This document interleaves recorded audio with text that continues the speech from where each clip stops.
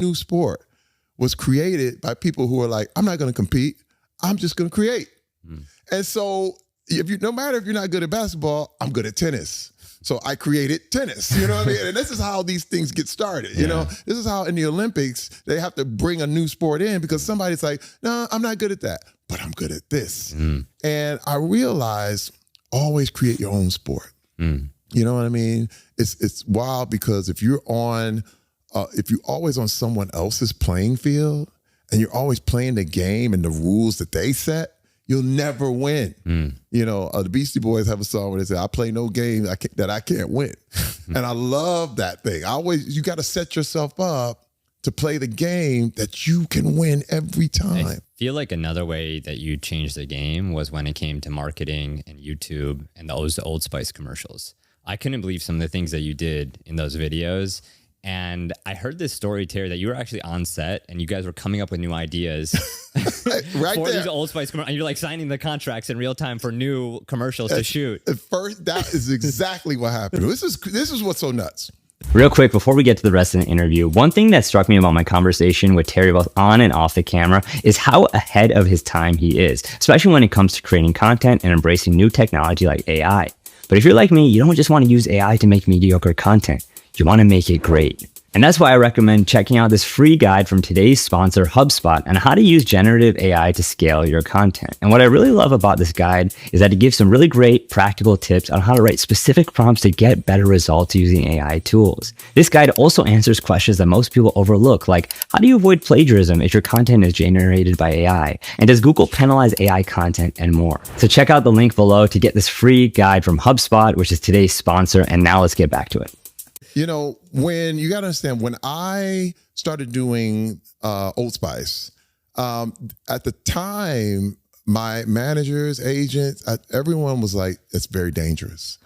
Because if you do commercials, you'll get typecast, you'll be stuck in commercials. And at the time, no big stars were doing commercials because they were like, that's beneath me. It was almost like, okay, there's this hierarchy. There's movies, there's television, and then there's commercials, and then below that, there's internet. You know what I mean? That was like, listen, that hierarchy was there. And they were like, oh, you're going to do this commercial? And people look at you like, oh. But I said, dude, you remember the thing that I thought might work against me was the best thing that ever happened for me, because I did not have some acting coach or acting teacher or some acting school that was back there like, we don't do that, Terry. I'm free play land. I'm like, I'm an old football player. I don't care. And then I was like, man, this is a great opportunity. I don't see a problem.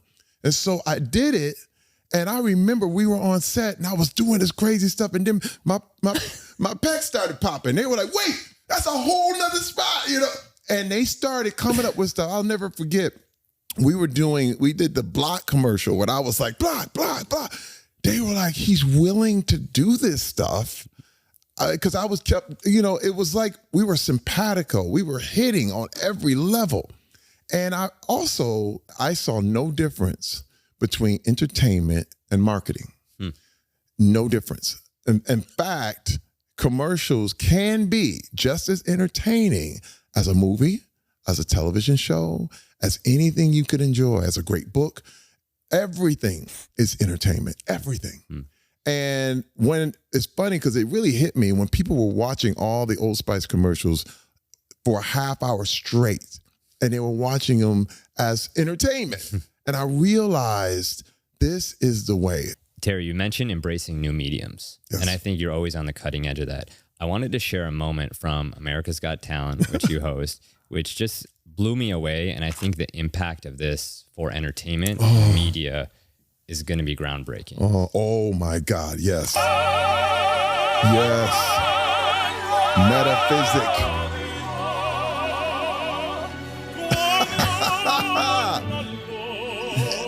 Groundbreaking.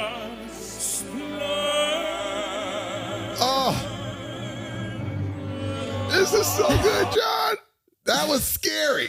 Explain that clip. Okay. First of all, this group called Metaphysic had the ability to create an AI version of any person, any celebrity. They ended up going to the finals by bringing Elvis back to sing live at the finals, which was crazy. And it was indistinguishable from real life. They do the Tom Cruise deep fake. They do so many other things. And I said, this is the future, man. They went all the way to the finals. Like, they almost made it, but it changed the game.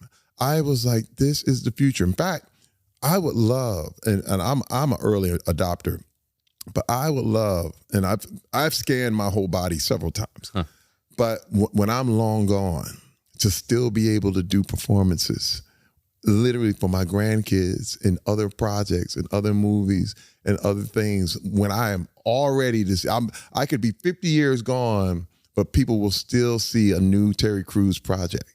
That's the dream. That, for me, I have no problem with that. You know what I mean? Go ahead, you got it. And these guys with this technology and what AI has done, I've already invested in stuff.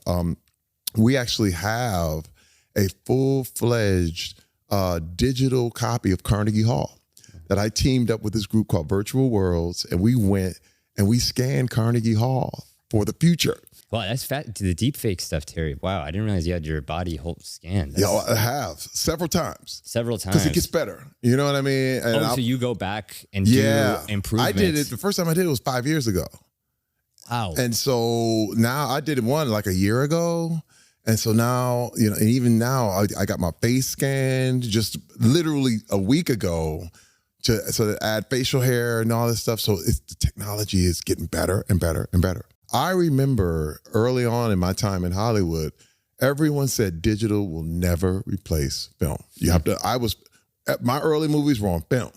And everyone was like, nope, digital will never make it. Hey, and it's Kodak Theater. It will always be the Kodak Theater until Kodak was gone. But see, this also reminds me, I grew up in Flint, Michigan, and everyone was like, foreign cars, they were burning foreign cars when I was a kid. There would be smokestacks, in the parking lots from the workers who were like, there will never be a foreign car in Michigan and wherever. And I saw their resistance, but while they were resisting, their factories were being closed.